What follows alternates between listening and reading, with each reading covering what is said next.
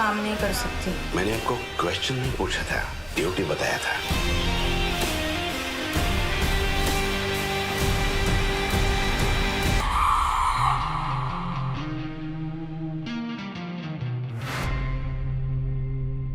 Anurag, Saiyami, Roshan, a pleasure to meet you. We are here, of course, to discuss your Netflix film Choked. My name is Sudhir Srinivasan, and I belong to Cinema Express, the cinema division of the New Indian Express. Thank you. I've been following you on Twitter. So do I. Right at the beginning of Choked, Anurag, while showing a couple squabbling, I enjoyed that they expressed irritation over something as trivial but as profoundly annoying as a water bottle that's not filled, right? In cinema, often I notice that everyday elements sometimes often get sacrificed in pursuit of in a larger pursuit. Where do you strike the balance as a filmmaker in bringing the mundane into the film, but also trying to make bigger points with it? But it depends entirely on the film, because this film is so intimate and so much in a very closed environment, because this film does not keep changing locations like my other films that travels through so much. So that's where the smaller details actually become bigger, much larger. If this was not a film about a relationship within the house and in the four walls and about the domesticity and the marriage, then those minor details wouldn't have mattered. But the minor details actually play a much larger role in a film like Choked. But if I was doing a story which was about things outside, like say for example, if I was doing a Black Friday, sometimes there'll be different kind of a minor details that would be there, but not these. Right. Since this film is about a person whose life has become mundane and boring and a routine, which is why switching off the light and locking the door, it's like a routine. The mundanity is very important to this film. Right. Sarita, played by Saiyami, is not a perfect woman, of course. She gets sucked into stashing illicit money, for one. I read in an interview that Scorsese's Casino was a big influence in you writing, real women, not just perfect ones. So could you talk about the utility of writing characters like this and how it shapes perceptions about women in general? And once you're done, maybe Saiyami could also weigh in on this, being a woman herself.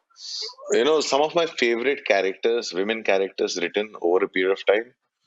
One of my most recent favorites is Sharon Stone's character from Casino. There's this Betty Davis character of Human Bondage. Of Human Bondage, the whole character of Mildred from the book as well. And also this other from Gilda, the Rita Hayworth's character. These are some of my favorite characters of all time, and also because they are very flawed, they're human. I'm saying this onus of piety and purity that is thrust on the idea of women characters in Indian films is something that puts me off. I find that very vulgar.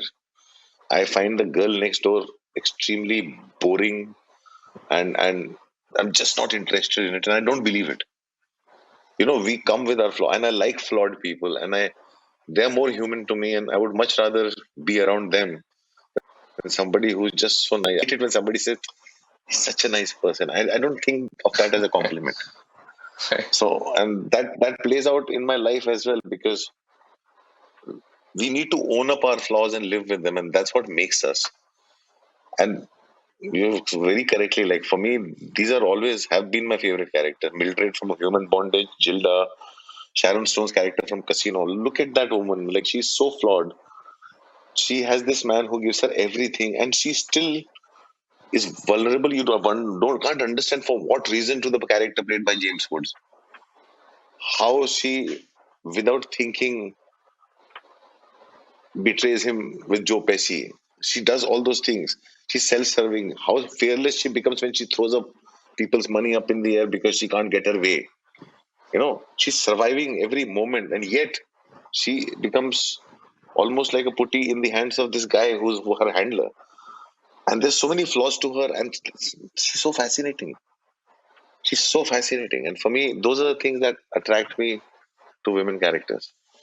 And Sarita's flaws are far too many. And Sarita is like, Sarita literally, in the end, when she actually talks about all her traumas for the first time and breaks down and stop being the strong woman that she's been the rest of the film and stop taking the onus of everything on herself, she becomes humane and her problems kind of solved. It's almost like she goes through the entire process of a film to find her therapy.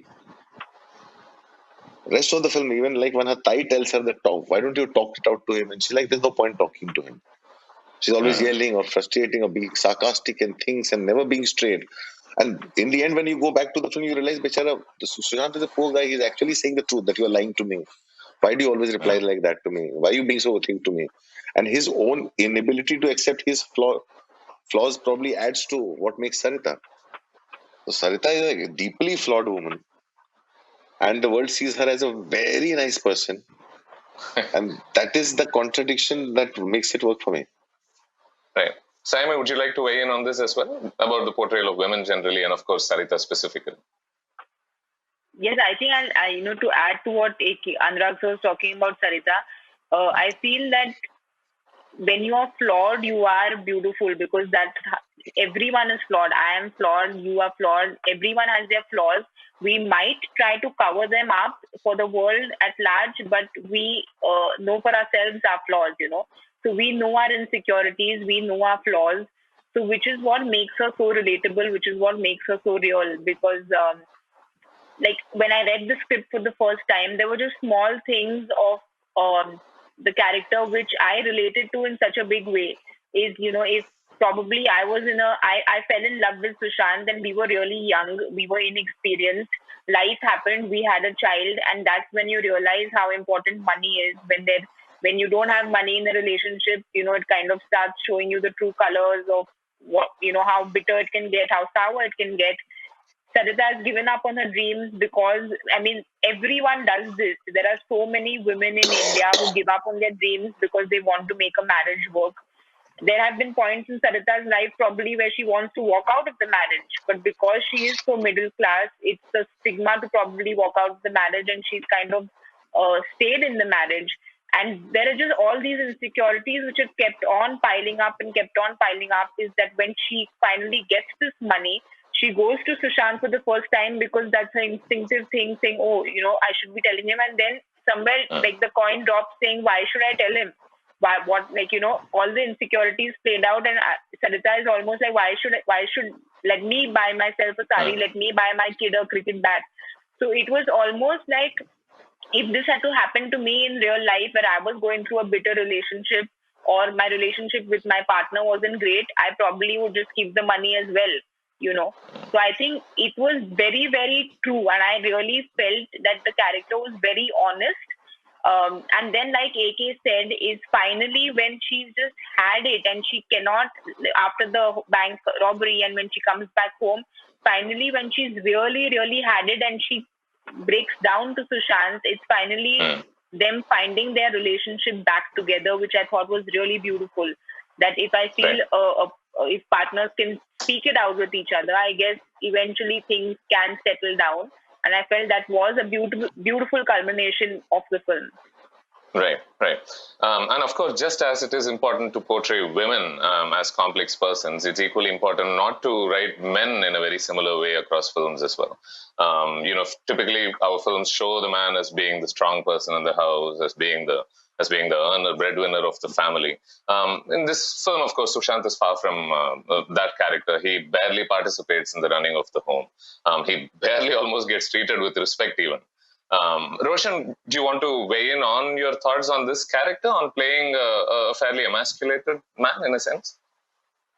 Yeah, that precisely is the most exciting thing about Sushant, if you ask me. His insecurities and the fact that he's living the life of a dependent, and he hates it, but he doesn't really do anything about it. He has too much of an ego to go back to the world that did not give him what he thought he had coming, or what he thought would have been fair for him. That his failure and the acceptance of his failure sort of just kept him home. And for me, and in the few films that I've done, I've actually been lucky a few times to get to play really insecure, really flawed men, and that is exciting territory. That is also actually comfortable territory, because I don't, at no point in life have I genuinely felt like the male protagonists in the films that we watched growing up.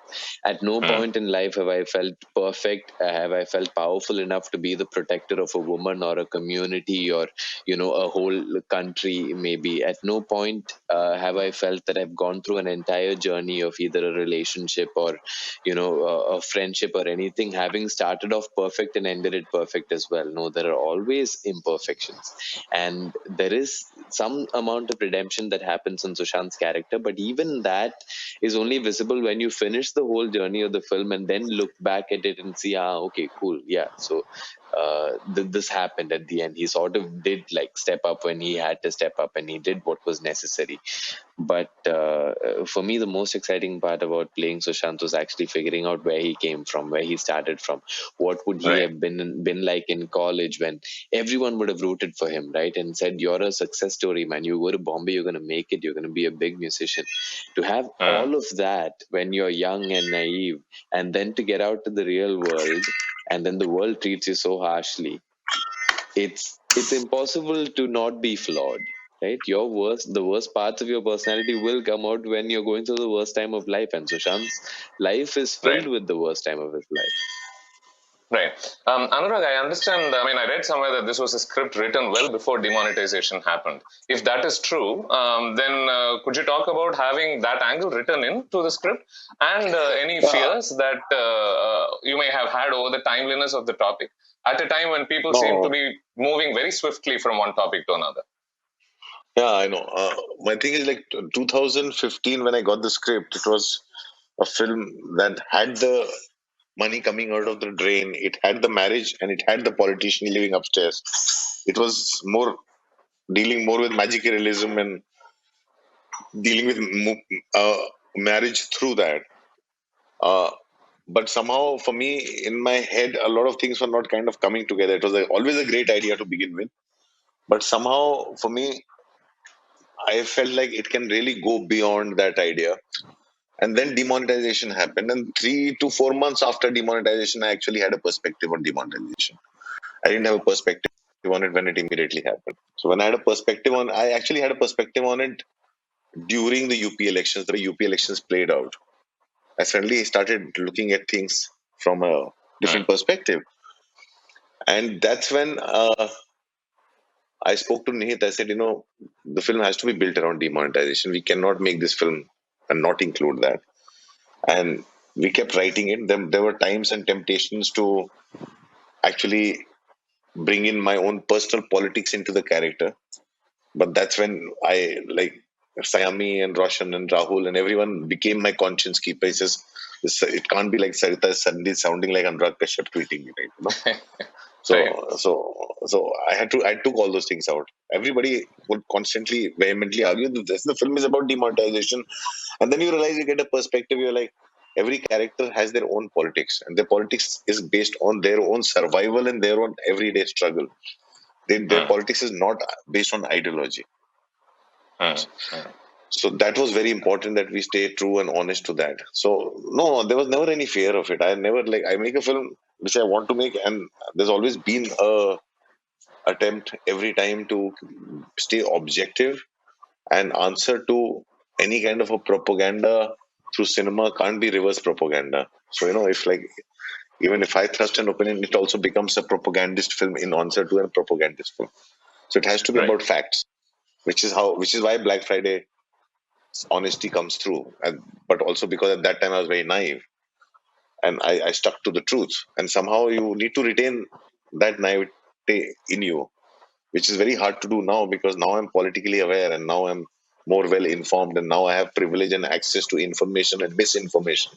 I have people Right. who can give me perspective on things that I don't have a perspective on. I didn't have it then. So the honesty came through in Black Friday. And I had to now work hard to retain that honesty when I'm making films while having in personal life evolved in terms of my awareness. So Right. that was a big struggle. That was a very big struggle. But there was no Right. fear. There's never any fear. Fear is never from outside people or the government or the censor or anything. That I will fight. That I've fought all my life. The fear is from self. That I should not be the enemy of my own film. Now, in Chok, this idea of dirty money that we spoke about, this gets this gets literally depicted in the film. How Yeah. appealing was this image for you as a filmmaker? And maybe Saiyami could talk about shooting those scenes and to react to leaking drainage, not with disgust, but with wonder.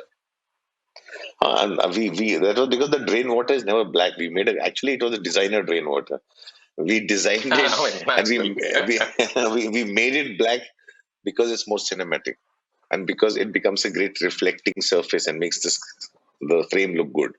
So it was designer drain water. And Right.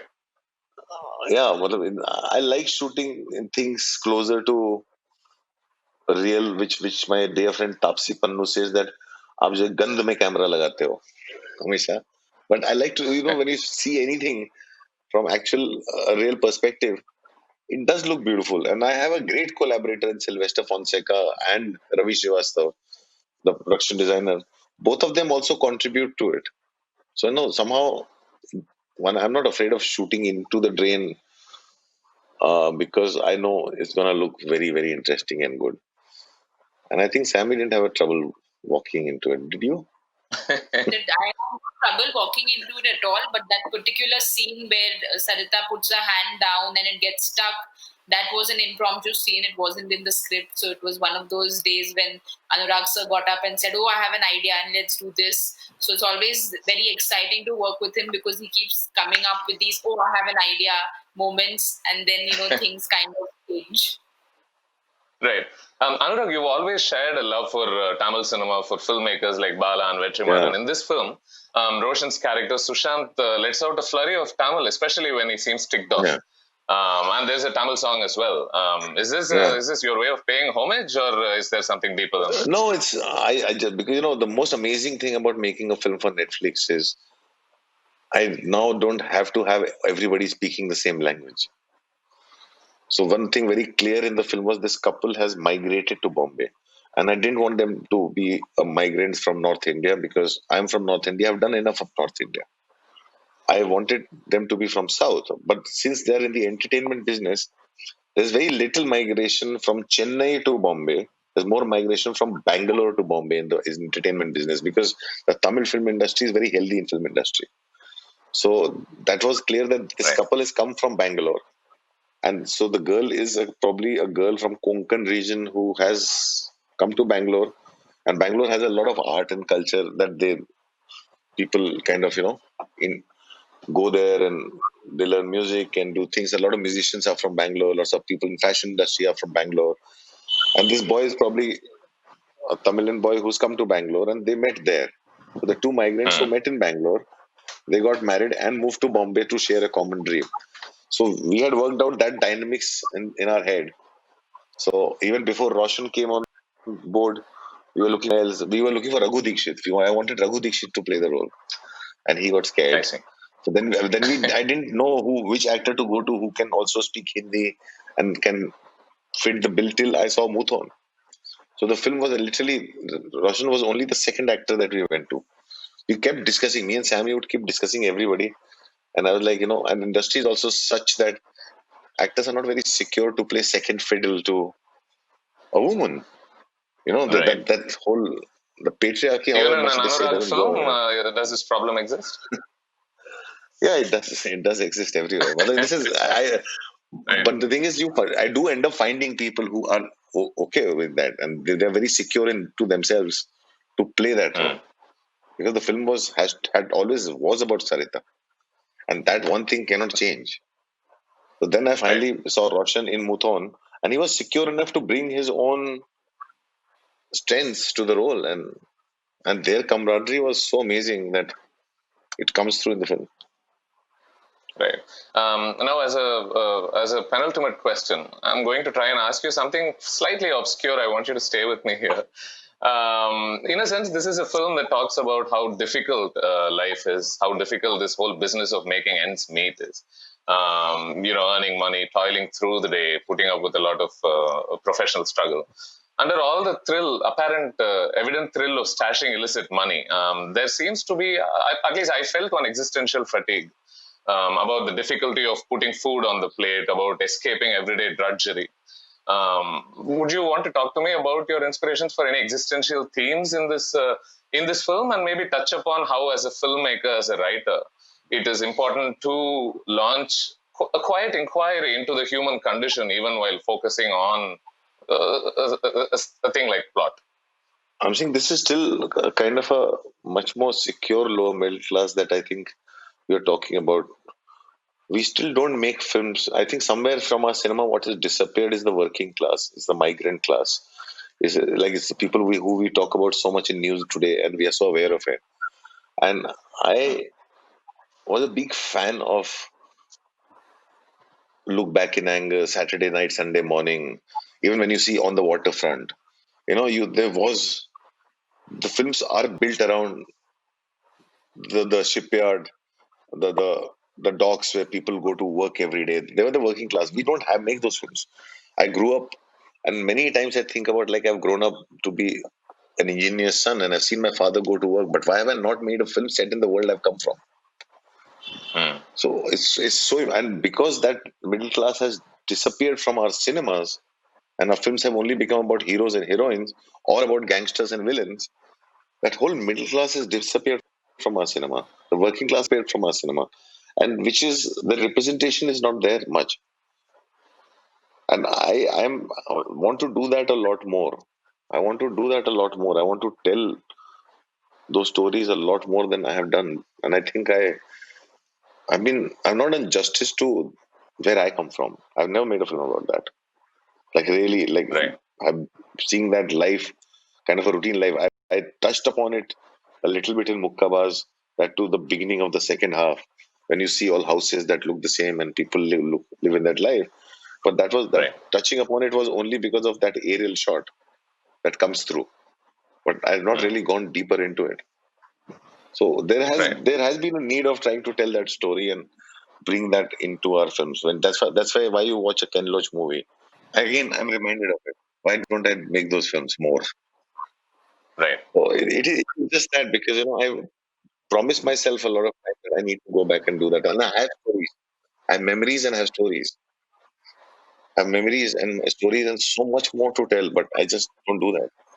Even when I see a thriller like a Mystic River, which is in that middle class America, and still being a gangster, not just a gangster movie, a crime movie, and about things, it still touches upon the lives of people and how they're trying to survive and how they're trying to make something out of their own self. But I don't do that. We need to do that more often. I need to step out of Bombay. I need to take my films out of Bombay, and I need to go into smaller towns and make films. There's this very important Right. need to do that. Right. Right. As a final question, maybe we can discuss something far lighter. Just like your film choked, in a sense, the many lives are choked presently because of the lockdown, because of the coronavirus. Now, are you guys exploding with ideas, or are you guys struggling to get any work done?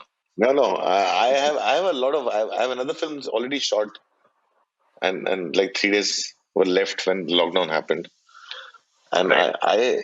I'm always have something or the other in mind. I actually have more ideas than I can execute. So ask them. They should tell me. They should say what they're doing. I think Siam is preparing for Iron Man.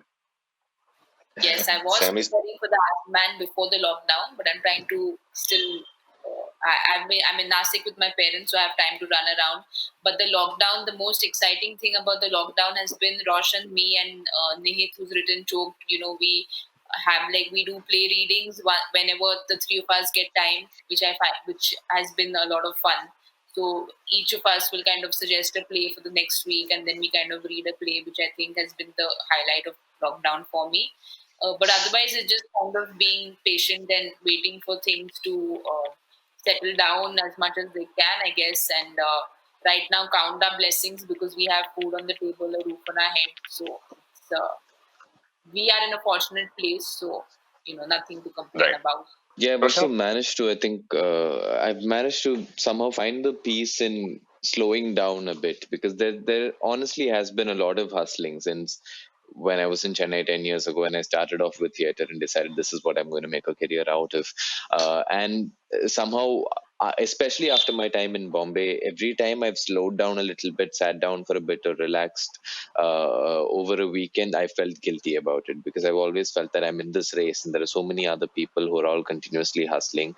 So I cannot afford to sit back and relax. So I've actually managed to take some time out to go back to things that I used to really enjoy doing, like reading, having a strict workout routine, which I do because I enjoy doing, not because you're prepping for something, or you're squeezing in one quick workout before you step out. So yeah, I've had a lot of joy in just sitting back a little bit. These things have been happening. The play readings have been happening. There are other things we're trying to put together. There are constantly friends who are discussing new ideas with me, ideas that I Right. have that I discuss with them. But everything's going at a pace which is not choking us, and that's good. Well said. Right. Anurag, maybe I can get away with just one question here. You mentioned just now Yeah. that you have a lot of ideas and you probably aren't going to be able to execute all of them.